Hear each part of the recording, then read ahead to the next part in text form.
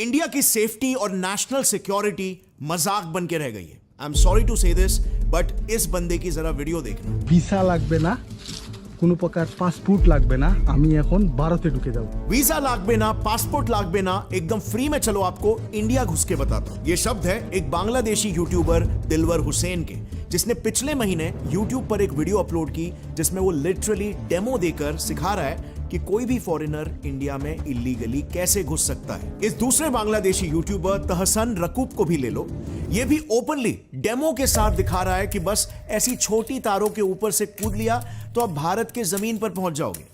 এখন হচ্ছে অলরেডি ইন্ডিয়াতে আসছি, এটা হচ্ছে কাটাতার ছিল। और फिर आगे छोटा सा जंगल पार करना है जहां कोई बीएसएफ का पोस्ट भी नहीं है, मतलब गारंटी है कि आपको कोई पकड़ेगा भी नहीं। लोकल्स भी तारों के ऊपर से आए लोगों को देखकर अनदेखा कर देते हैं और इंडिया आकर आपको इजीली एक इंडियन बाइक रेंट पर भी मिल जाएगी। তো এখন হচ্ছে একটু ইন্ডিয়ান বাইক চালাবো।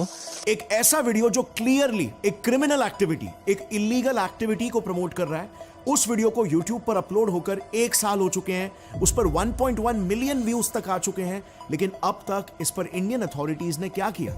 No action at all. So आखिर क्यों अब तक हमने इस पर कोई भी एक्शन नहीं लिया?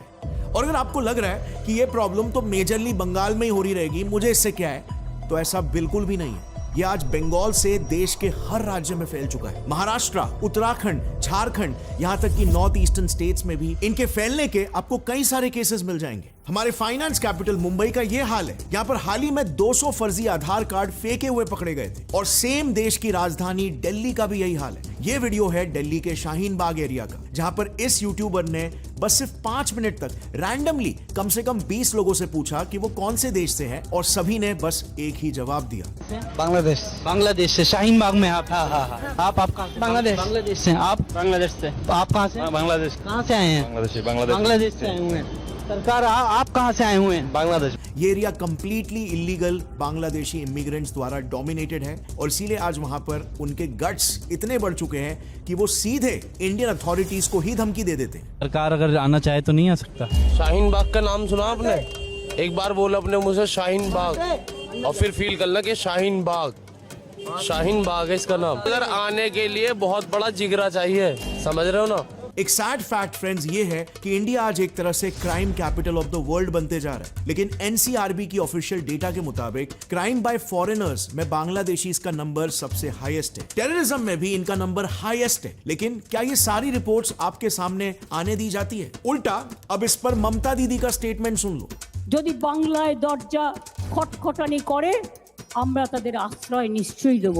कड़वी सच्चाई फ्रेंड्स ये है, इंडिया की नेशनल सिक्योरिटी को मद्देनजर रखते हुए आई एम सॉरी टू से दिस, बट ये जो रास्ता दिखाया गया था ना इलीगली इंडिया घुसने का, ये कोई इकलौता रास्ता नहीं है, बल्कि ऐसे 100 रास्ते हैं। और यही सारे कड़वे फैक्ट्स आज इस वीडियो में जितना हो सके मैं एक्सपोज करने की कोशिश करूंगा, और एग्जैक्टली आपको बताऊंगा कि कौन से अलग राज्यों में आते हैं इंडिया, क्या क्या पैतरे अपनाते हैं ताकि ये पकड़े ना जाए, और अल्टीमेटली कैसे ये इंडिया में आने के बाद अपना नाम बदलकर इंडियन सिटीजनशिप, इंडियन पासपोर्ट, आधार कार्ड और इवन रिजर्वेशन के लिए कास्ट सर्टिफिकेट तक बनवा लेते हैं, और जिसके बल पर इन्हें रिजर्व्ड गवर्नमेंट जॉब्स तक मिल जाती है। अरे जॉब्स तो छोड़ो यार, पीएम आवास योजना के तहत इन्हें हमारी गवर्नमेंट घर तक बना के दे रही है। मुंबई सहित पूरे देश में बांग्लादेशी नागरिकों की घुसपैठ एक बड़ी समस्या है। इस तरह की तस्वीर जो है जब सामने आती है तो सवाल ये उठता है कि आखिर घुसपैठियों को लेकर कड़ी कार्रवाई कब होगी? They have no passport, they have no visa. Bangladesh में बैठे बैठे एक वोटर आयडेंटिटी कार्ड बना सकते हो। जवळ 200 लोकांचे आधार कार्ड कचऱ्यामध्ये पडलेले आहेत। लोकल लोग हैं, 2040 तक अल्पसंख्यक हो जाएंगे। शाहीन बाग का नाम सुना आपने? एक बार बोला अपने मुझे शाहीन बाग। आने के लिए बहुत बड़ा जिगरा चाहिए। Mamata Banerjee, who on the wake of the protest in Bangladesh says that the doors are open in Bengal for the refugees coming from Bangladesh. वही ममता बनर्जी 13 साल पहले बांग्लादेशी घुसपैठ के मुद्दे पर लोकसभा से इस्तीफा तक दे चुकी हैं। बांग्लादेश से आने वाले घुसपैठिए हिंदुस्तान के लिए संकट हैं।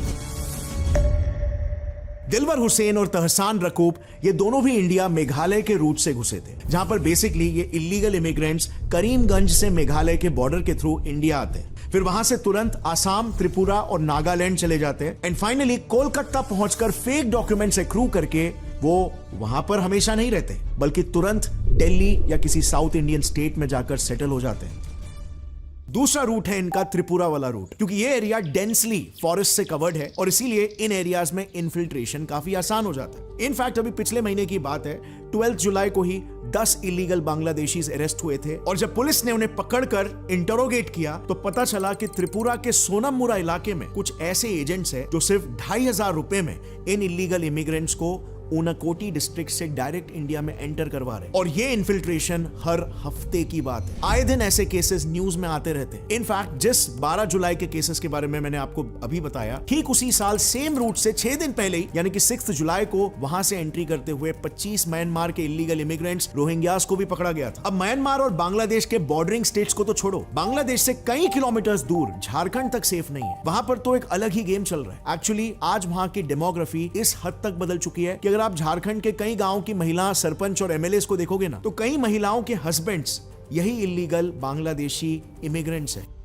आदिवासी लड़कियों को जबरदस्ती धर्मांतरण करके या शादी के माध्यम से जो बांग्लादेशी घुसपैठिए हैं वो जमीन भी हड़प रहे हैं, वो उनके साथ शादी भी कर रहे हैं, उनका धर्म परिवर्तन भी करा रहे हैं। वहां पर क्या होता है कि गवर्नमेंट ने कुछ सीट्स रिजर्व करके रखे हैं ट्राइबल औरतों के लिए, तो इसी का फायदा उठाते हुए ये लोग वहां के लोकल आदिवासी महिलाओं से शादी कर लेते हैं और फिर जब वो औरत लोकसभा या पंचायती इलेक्शंस जीत जाती है तो इनडायरेक्टली उनके इलीगल इमिग्रेंट पति ही उस एरिया को रूल करते हैं, वहां की पॉलिटिक्स को डिक्टेट करते हैं। आज क्या हो रहा है, बांग्लादेश का घुसपैठ हमारे यहाँ लगातार बढ़ रहा है। जो आदिवासी महिलाएं हैं उनके साथ बांग्लादेशी घुसपैठिए शादी कर रही है। हिंदू और मुसलमान का सवाल नहीं है। हमारे यहाँ जो लोकसभा का चुनाव लड़ती है महिला, आदिवासी कोटे से लड़ती हैं, उनके पति मुसलमान हैं। खुद झारखंड के एमपी निशिकांत दुबे जी ने पार्लियामेंट में ये बताया कि उनके यहाँ पर इलीगल माइग्रेशंस का नंबर लगातार बढ़ रहा है। सेम स्टेटमेंट था झारखंड के फर्स्ट सीएम बाबूलाल मरांडी जी का। उन्होंने तो इलेक्शन कमीशन से ही ये कंप्लेन कर दी थी कि झारखंड में कई एरियाज ऐसे हैं जहां पर इन्हीं इमिग्रेंट्स के फेक वोटर्स की संख्या 20% से 123% तक बढ़ चुकी है। अब 20% से लेकर के 123% मतदाता सूची में फर्जी तरीके से मतदाता के नाम वहाँ बढ़ाए गए।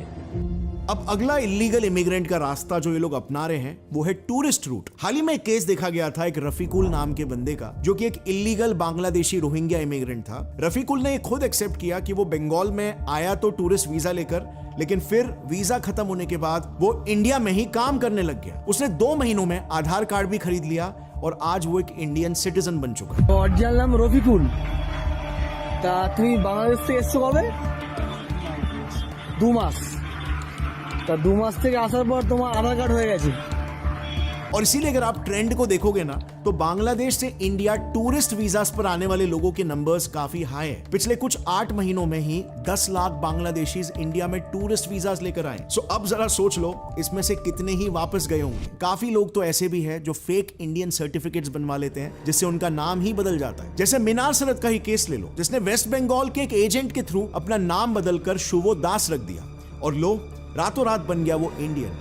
किसी को उसका नाम देखकर एक डाउट नहीं आएगा कि वो बांग्लादेशी इमिग्रेंट है। अब नेक्स्ट बात करते हैं नेपाल रूट की। यहां से तो लोग महाकाली रिवर, जो कि इंडिया और नेपाल की नेशनल बॉर्डर का काम करती है, उस पे ये इलीगल इमिग्रेंट्स मस्त एकदम एडवेंचर स्पोर्ट्स खेलकर इंडिया आ रहे हैं। नदी के दोनों एजेस पे ये लोग रोपवे बना के आ जाते हैं, जिसको वहां पर लोकल लैंग्वेज में ट्विन कहा जाता है। फिर नेपाल से आने वाला एक दूसरा रूट भी था जिसके बारे में किसी को नहीं पता था। इनफैक्ट एक नेदरलैंड्स की ब्लॉगर ने इसे डिस्कवर किया। उनका कहना था कि वो एक दिन नेपाल से इंडिया ट्रैवल कर रही थी, पर गलती से वो बिना पासपोर्ट पर इमिग्रेशन स्टैंप लिए इंडिया के एक बस में चढ़ गई और हफ्ते भर इंडिया में रही, लेकिन किसी ने भी उसका पासपोर्ट एक बार भी चेक नहीं किया। ये बताता है कि नेपाल पे हमारी सिक्योरिटी फोर्सेस कितने लीनियंटली चेकिंग कर रही है। कोई भी बिंदास मुंह उठा के बस पकड़ के अंदर आ सकता है, और ये बात हम इंडियंस को पता तक नहीं है। इनफैक्ट हमें एक फॉरेनर आके बता रही है। But what's happening is that amongst these Nepali Muslims you also have Rohingyas and Bangladeshis. Now just imagine, ये इतने सारे रूट्स जो मैंने बताए ये तो अब तक हमें पता है, पब्लिकली अवेलेबल है। ना जाने और कितने ही लूपहोल्स होंगे हमारी बॉर्डर सिक्योरिटी में, जिसका इस्तेमाल करके ये लोग हजारों की तादाद में इंडिया आ रहे हैं और हमारे देश की पूरी डेमोग्राफी को ही चेंज कर रहे हैं। देश के पॉलिटिक्स को ही चेंज कर रहे हैं। और सबसे इंपॉर्टेंट बात, ये लोग इंडियंस का हक भी तो छीन रहे हैं। इसमें इंडिया में रहने वाले हिंदूस, मुस्लिम्स, क्रिश्चियन, सिख्स सब शामिल है। सबको ये चीज भुगतनी पड़ रही। कई सारे इलीगल इमिग्रेंट्स का एजुकेशन, जॉब और घर तक हमारे टैक्सेस के पैसों से फंड हो रहा है। I mean just think about it. आज इंडिया में कंडीशन ऐसी है कि एक आम इंसान को 22 से 25 साल तक रगड़ने के बाद तो बड़ी मुश्किल से एक नौकरी लगती है। उसमें भी गवर्नमेंट नौकरी तो भूल ही जाओ। सैलरी से भी 15 से 20% पैसा तो गवर्नमेंट ही ले लेती है। फिर सारी जिंदगी मेहनत से, ईमानदारी से पैसे कमाने के बाद बड़ी मुश्किल से 40 से 50 साल में कहीं जाकर एक घर खरीदने के काबिल बन पाता है वो। लेकिन वहीं पर दूसरी तरफ ये इलीगल इमिग्रेंट्स, ऐसे कितने केसेस आपको मिल जाएंगे जहां पर पीएम अटल आवास योजना के तहत इन इलीगल इमिग्रेंट्स को घर मिल चुका है। कितने तो रास्तों पे, बस स्टॉप्स में, रेलवे की पटरियों में तक अपना घर बसा लेते हैं और फिर कुछ महीने वहीं पर रहने के बाद बोलने लगते हैं कि अब ये जमीन हमारी है। और फिर सुप्रीम कोर्ट का ये वर्डिक्ट आता है कि गवर्नमेंट को इनको घर बना के देना पड़ेगा। उत्तराखंड के हल्द्वानी में भी तो यही हुआ ना। कोर्ट के एक वर्डिक्ट ने 4000 इलीगल एंक्रोचर्स के परिवारों को रेलवे की जमीन दान कर दी। और फिर जॉब्स, आज हम कहते हैं कि अनएम्प्लॉयमेंट पीक पर है, इंडियन यूथ के पास जॉब्स नहीं है। लेकिन अनफॉर्चुनेटली गवर्नमेंट जॉब्स में भी SC ST के लिए जो सीट्स रिजर्व रहती है, उनमें भी ये इलीगल इमिग्रेंट्स अपने फेक कास्ट डॉक्यूमेंट्स दिखाकर वो रिजर्व जॉब्स तक ले रहे। अब अगर गवर्नमेंट जॉब्स में ये हाल है तो सोचो प्राइवेट में क्या हो रहा हो। 22 अप्रैल को असम में पकड़े गए इलीगल इमिग्रेंट से ये पता चला कि वो चेन्नई में एक प्राइवेट जॉब के ज्वाइनिंग के लिए जा रहे थे। और सबसे बड़ा कंसर्न तो ये है कि this is a very serious security threat for India. India में आतंक फैलाने में, दंगा भड़काने में और क्राइम्स करने में भी इलीगल इमिग्रेंट्स का नंबर सबसे आगे है। 2018 में पुणे ATS ने 5 इलीगल बांग्लादेशी इमिग्रेंट्स को अरेस्ट किया क्योंकि ये लोग टेरर ऑर्गेनाइजेशन अल-कायदा के लिए इंडिया में टेरर ऑपरेशंस कंडक्ट कर रहे थे। रिसेंटली भी NIA ने 10 बांग्लादेशी इमिग्रेंट्स के खिलाफ चार्जशीट फाइल की है क्योंकि ये लोग इंडियन मुस्लिम्स को भड़काकर इंडिया के खिलाफ एक रिलीजियस वॉर प्लान कर रहे थे। इनफैक्ट इंडियन सॉइल पर सबसे ज्यादा क्राइम करने वाले फॉरेनर्स में से भी बांग्लादेशी ही सबसे टॉप पर है। और फिर आप हर मेजर प्रोटेस्ट देख लो, जैसे दिल्ली का एंटी CAA प्रोटेस्ट, इसमें जो वायलेंस के लिए पकड़े गए थे वो कौन थे? इलीगल बांग्लादेशीज थे। इन्होंने एंटी CAA प्रोटेस्ट के नाम पर शाहीन बाग को 101 दिनों के लिए ब्लॉक करके रख दिया था। फिर नो वायलेंस को ले लो, उसमें भी राइट्स करवाने वाले मेजॉरिटी इलीगल इमिग्रेंट्स ही थे। इसके अलावा काफी सारे क्राइम्स में भी इनका नाम होता है, जैसे गैंग रेप्स के केसेस हो गए, उसमें भी कई रेप्स छोटी बच्चियों के। ह्यूमन ट्रैफिकिंग और इलीगल ड्रग स्मगलिंग के केसेस भी आपको बहुत सारे मिलेंगे जिनमें इनका नाम बार बार आता है। लेकिन हमारा देश इस पर क्या एक्शन ले रहा है? सेंट्रल गवर्नमेंट और स्टेट गवर्नमेंट्स तो दोनों अपने वोट बैंक के पॉलिटिक्स में लगे हुए। इनफैक्ट बीजेपी ने तो मैनिफेस्टो में तक इस इशू को हाईलाइट किया था, लेकिन इसके बाद भी इस पर कोई ठोस एक्शन होते हुए दिख तो नहीं रहा है। आप जरा खुद ही सोचो कितना ही मुश्किल हो सकता है हमारे लिए हमारे देश के बॉर्डर्स को फुल प्रूफ बनाना। बस सिर्फ ऑब्स्टिकल कहीं शायद यहां पर आ रही है कि स्टेट गवर्नमेंट्स तो जानबूझकर इस बड़े लूप होल को खुला रहने देना चाहते हैं। इन माइग्रेंट्स को यहां पर बुलाकर इनके फर्जी डॉक्यूमेंट्स बनाने में इनकी मदद जो हो रही है, ताकि फिर ये इंडिया के लीगल वोटर्स बन जाए और सरकारें इन्हें फ्रीबीज बांटकर इनके वोट्स ले सके। हर एक राज्य के हर एक शहर में, हर एक टाउन में एक ना एक नेता जरूर है जिसका वोट बैंक यही इलीगल इमिग्रेंट्स पर डिपेंडेंट है। अब बस सोचो, अगर उसने अपने दम पर सिर्फ 5 से 6,000 इमिग्रेंट्स को भी अपने टाउन में भर दिया, उसके इलेक्शंस में जीत पक्की। और इसीलिए फ्रेंड्स, हम सभी को मिलकर इस मुद्दे पर आवाज उठानी पड़ेगी। और सिर्फ आवाज भी नहीं उठाना है, बल्कि इसमें कहीं ना कहीं हमारा भी थोड़ा सा योगदान हो जाता है। और इसीलिए हमें अपने लेवल पर भी थोड़े चेंजेस लेने होंगे, हमारी भी थोड़ी सोच बदलनी होगी, क्योंकि इसमें कहीं ना कहीं हम भी थोड़े जिम्मेदार हैं। Do you really think India जैसे देश में, जहां पर आज 140 करोड़ की आबादी है, लेकिन आज भी लाखों लोगों को 2 वक्त की रोटी नसीब नहीं हो रही, हमारे देश के 15% पढ़े लिखे युवा आज बेरोजगार बैठे हुए हैं। 140 करोड़ की आबादी में से सिर्फ 2% ही लोग टैक्सेस भरते हैं, और उस पैसे से जो इंफ्रास्ट्रक्चर बनता है उसकी हालत ऐसी है।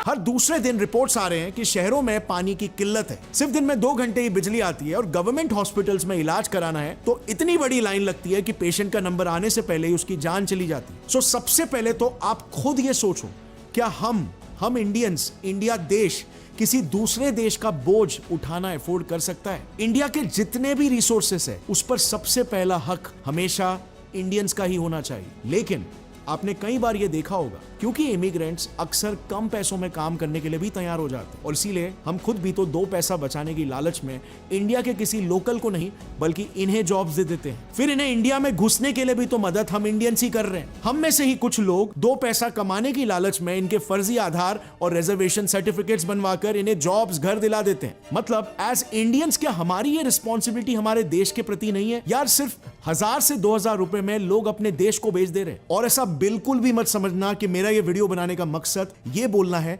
कि इंडिया में कोई भी दूसरे देश का इंसान बिल्कुल भी वेलकम नहीं है, या फिर ज्यादातर बांग्लादेशीज और म्यांमार के रोहिंग्यास मुस्लिम माइनॉरिटी है तो ये वीडियो उनके खिलाफ है। ऐसा बिल्कुल भी नहीं है। हमारे देश की सबसे बड़ी खूबी है कि हमारा कल्चर हमेशा ओपन रहा है गेस्ट के लिए। अतिथि देवो भव।